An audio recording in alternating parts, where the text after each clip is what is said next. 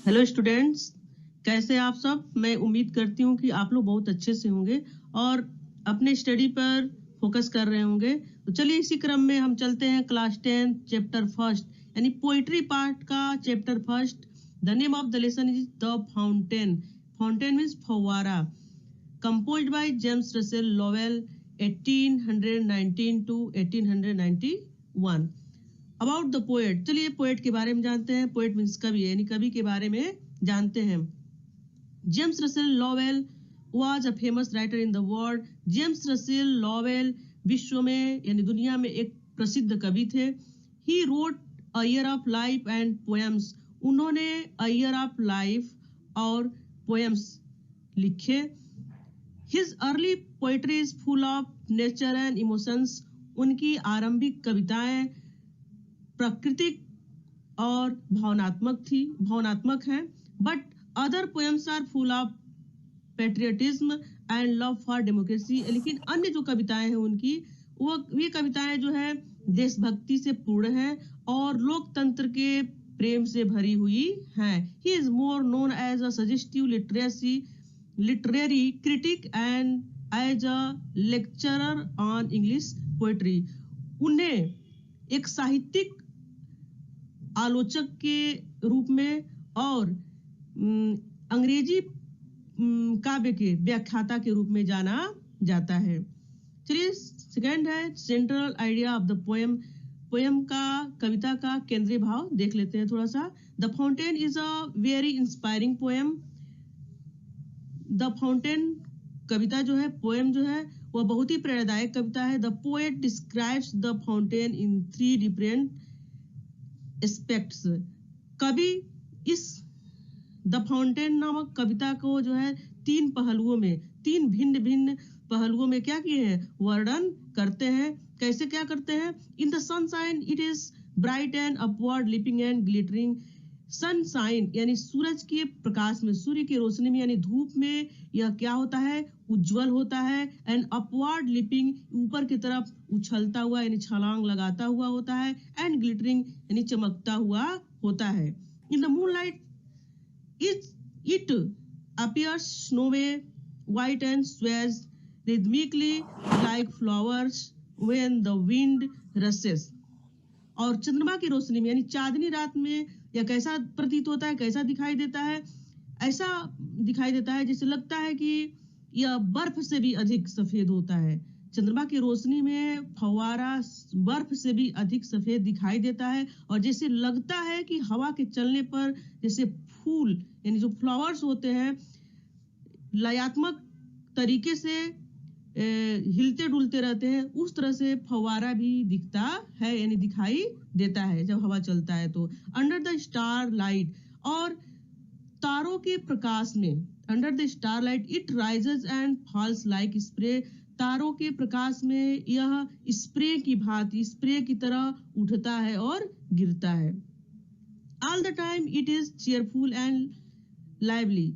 सदैव यानी all the time यानी हर समय यह प्रसन्नचित्त और जीवंत होता है। All the time it seems to be aspiring higher and higher. यह हर समय उच्च और उच्च आकांक्षा रखने वाला होता है। The poet wishes to learn this qualities of freshness, change, fitness, constancy and aspiring from the fountain. Poet इच्छा रखते हैं, कैसी इच्छा रखते हैं कि जिस तरह से फव्वारे के अंदर फ्रेशनेस रहती है, ताजगी रहती है, जिस तरह से, उसी तरह से वह ताजगी का गुण धारण करना चाहते हैं कि मेरे अंदर भी वह फ्रेशनेस और ताजगी का गुण आ जाए। उसी की तरह से फिटनेस में बदलाव आ जाए। उसी तरह से वह चाहते हैं कि उनके अंदर निरंतरता बनी रहे। तो चलिए चलते हैं आगे नेक्स्ट पेज पे। तो चलिए बेटा देखते हैं। Into the sunshine full of the light leaping and flashing from morn till night। Into the sunshine यानी सूर्य के प्रकाश में, full of the light यानी कि यह क्या होता है, पूरी तरह से उज्जवल दिखाई देता है।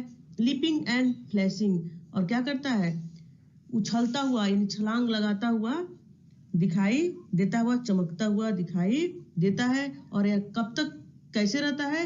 फ्रॉम मॉर्न टिल नाइट, यानी from morn till night means होता है सुबह से रात तक। जेम्स रसेल लॉवेल कहते हैं कि फव्वारा सूर्य के प्रकाश में बड़े जोर के साथ उछलते हुए तथा चमकते हुए सुबह से रात तक अपना कार्य करता रहता है। Next stanza, into the moonlight whiter than snow, waving so flower like when the winds blow. Into the moonlight, यानी कि चांदनी रात में। मूनलाइट मीन्स चांदनी रात में। जेम्स रसेल लॉवेल बताते हैं कि चंद्रमा के प्रकाश में फव्वारे का क्या दृश्य होता है, फव्वारा जो है कैसा दिखता है। चांदनी रात में फव्वारा बर्फ से भी अधिक सफेद दिखाई देता है। वाइटर देन स्नो, यानी कि यहाँ पे कंपैरेटिव डिग्री का यूज हुआ है, यानी कि बर्फ से भी सफेद दिखाई देता है। और जब हवाएं चलती हैं, waving so flower like when the winds blow, जब हवाएं चलती हैं, व्हेन द विंड्स ब्लो, यानी जब हवाएं चलती हैं तो वेविंग सो फ्लावर लाइक, ये किस प्रकार हिलता हुआ दिखाई पड़ता है? फूलों की तरह हिलता हुआ दिखाई देता है। कौन? फव्वारा। फव्वारा जो है फूलों की तरह हिलता हुआ दिखाई देता है। Next stanza, into the starlight rushing in spray, happy at midnight, happy by day. Into the starlight, यानी तारों के प्रकाश में। तारों के प्रकाश में फव्वारा स्प्रे की भांति, यानी स्प्रे की भांति में वह क्या करता है? फुहारे फेंक रहा है। जैसे लगता है कि फव्वारा जो है तारों की रोशनी में तेजी से चलता हुआ फुहारे फेंक रहा है। Happy at midnight, happy by day, यानी कि यह क्या करता है? सदैव, यानी कि मिडनाइट में भी, यानी मध्य रात्रि में भी प्रसन्न दिखाई देता है और दिन में भी प्रसन्न दिखाई देता है। यानी रात और दिन दोनों में भी वह प्रसन्न दिखाई देता है। Ever in motion, blithesome and cheery, still climbing heavenward, never a weary. जो फव्वारा है वह क्या करता है? हमेशा गतिमान रहता है, कभी रुकता नहीं है। यहाँ पर पोएट कह रहे हैं, पोएट इसमें बताए हैं कि फव्वारा सदैव गतिशील और प्रसन्न रहता है। वह सदैव ऊपर की ओर चलता है। स्टिल क्लाइंबिंग हेवेनवर्ड, सदैव ऊपर की ओर चलता है और अपने कार्य को करता रहता है, कभी थकता नहीं है। फव्वारा कभी थकता नहीं है।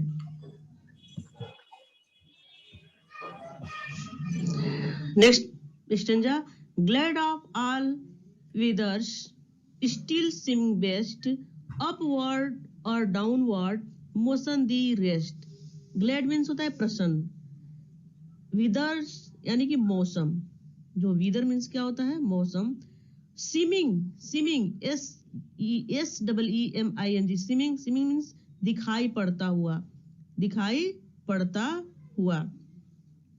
जो फव्वारा है अपवर्ड मीन्स ऊपर की ओर, डाउनवर्ड मीन्स नीचे की ओर। फव्वारा जो है, यहाँ पर पोएट कहते हैं कि फव्वारा हर मौसम में, यानी ऑल वेदर्स, यानी हर मौसम में हमेशा, यानी कि सदैव क्या दिखाई देता है? प्रसन्न दिखाई पड़ता है। कैसे? अपवर्ड और डाउनवर्ड मोशन दी रेस्ट, कभी ऊपर की ओर जाता है और कभी नीचे की ओर आता है, लगातार चलता ही रहता है, उसकी गति ही उसका आराम है। मोशन यानी उसकी गति ही दी, यानी कि फव्वारे को संबोधित करते हुए कह रहे हैं कि तेरा यानी तुम्हारा, यानी कि हे फव्वारे तुम कभी थकते नहीं हो, हमेशा क्या करते रहते हो, चलते रहते हो, यानी हमेशा मोशन में रहते हो, और तुम्हारा गति ही, तुम्हारा चाल ही, तुम्हारा कार्य ही क्या है, आराम है। अपने कार्य में ही वह आराम महसूस करता है, ऐसा लेखक को प्रतीत होता है। नेक्स्ट है full of nature, nothing can time, changed every moment, इवर the same. Full of nature, nature means होता है प्रकृति, प्रकृति मीन्स क्या होता है, स्वभाव। Full of nature, nothing can time, time means होता है पालतू बनाना, पालतू बनाना यानी अपने हिसाब से चलाना, यानी कि रिमोट कंट्रोल किसी के हाथ में रहे और किसी को कोई क्या करे, अपने इच्छा अनुसार अपने हिसाब से ऑर्डर देता रहे और कराते रहे, ऐसा है। मोमेंट मीन्स होता है पल यानी कि क्षण। सेम मीन्स होता है एक जैसा, सेम मीन्स क्या होता है, एक जैसा। तो यहाँ कहे फुल ऑफ नेचर, कवि कहते हैं कि फव्वारे की प्रकृति यानी स्वभाव हमेशा चलते रहने की है, कोई भी वस्तु इसे पालतू नहीं बना सकती। कहने का तात्पर्य यह है कि कार्य करने से नहीं रोक सकती, एक बार फव्वारा स्टार्ट हो जाता है तो हमेशा चलता ही रहता है। अतः यानी यद्यपि यह प्रत्येक क्षण बदलता रहता है, चेंज एवरी मोमेंट, प्रत्येक क्षण बदलता है, फिर भी सदैव वैसा ही का वैसा ही रहता है। इवर द सेम, हमेशा एक जैसे ही रहता है। फव्वारा गतिमान रहता है, गतिशील रहता है, पर हमेशा एक जैसे ही क्या करता है, दिखाई पड़ता है। नेक्स्ट है ceaseless aspiring, ceaseless aspiring, ceaseless content, darkness or sunshine, the element. ceaseless means लगातार, aspiring ऊपर ही उठते जाना, aspiring means ऊपर ही उठते जाना। ceaseless content यानी कि लगातार संतुष्ट रहना, कंटेंट मीन्स संतुष्टि से, यहाँ कंटेंट का यूज जो है संतुष्टि के अर्थ में हुआ है।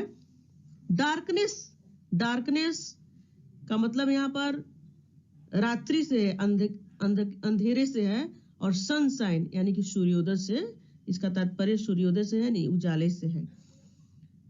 करे कि ceaseless aspiring, फव्वारा सदैव ऊपर की ओर ही चलता है, किंतु यह अपनी प्रगति से संतुष्ट है, अपनी प्रगति से क्या है, संतुष्ट है। चाहे डार्कनेस यानी कि रात हो और सनशाइन या दिन हो, यानी रात हो या दिन हो, उसका स्वभाव जैसा का वैसा ही रहता है। यानी कि फव्वारा क्या करता है, कार्य करने के ढंग में परिवर्तन नहीं करता। आप लोग देखेंगे फव्वारा ऊपर की ओर जाता है, नीचे की ओर गिरता है, ऊपर जाता है, नीचे की ओर गिरता है, बदलता तो रहता है लेकिन कार्य का ढंग नहीं बदलता है, उसका कार्य का ढंग सदैव एक जैसे ही रहता है, कार्य के ढंग में परिवर्तन नहीं होता है। नेक्स्ट देखिए, glorious fountain, let my heart be fresh changeful constant upward like thee. अब यहाँ पर पोएट उसको संबोधित करते हुए कहते हैं, यानी फव्वारे को संबोधित करते हुए कहते हैं कि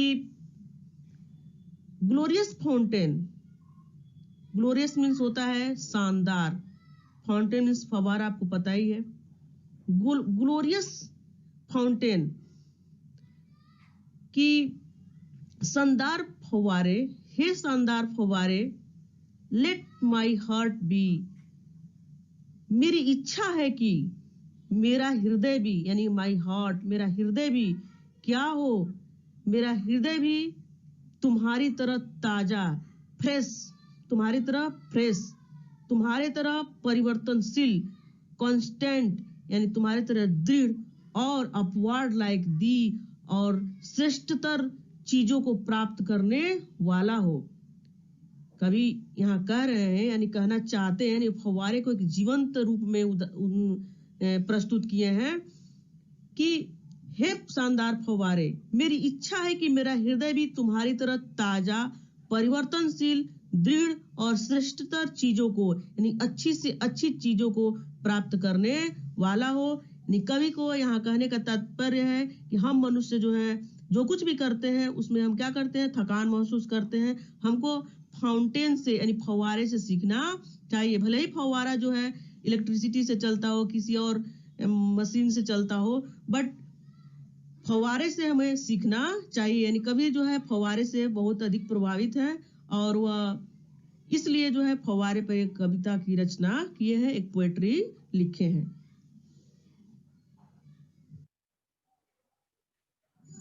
अब यहाँ पर देखिए, ये जो है जितने वर्ड मीनिंग्स हैं, ये वर्ड मीनिंग्स आप लोग लर्न कर लीजिएगा ताकि पोएम को समझने में और पढ़ने में कोई दिक्कत नहीं आएगी। और अपने पढ़ाई पर फोकस करते हुए, स्टडी पर फोकस करते हुए इस चैनल को लाइक करिएगा, इस वीडियो को लाइक करिएगा, अपने फ्रेंड्स में शेयर करते हुए कमेंट करिएगा कि कैसा लगा और किस तरह का कंटेंट आपको चाहिए। और चैनल को सब्सक्राइब करिए ताकि जब भी मैं वीडियो अपलोड करूं तो आप तक पहुंचे। और आपका लाइक और कमेंट और शेयर करना ही मुझे प्रोत्साहित करेगा, इसलिए आप लाइक करना ना भूलिए, कमेंट करिए। Thanks for watching. जय हिंद, जय भारत।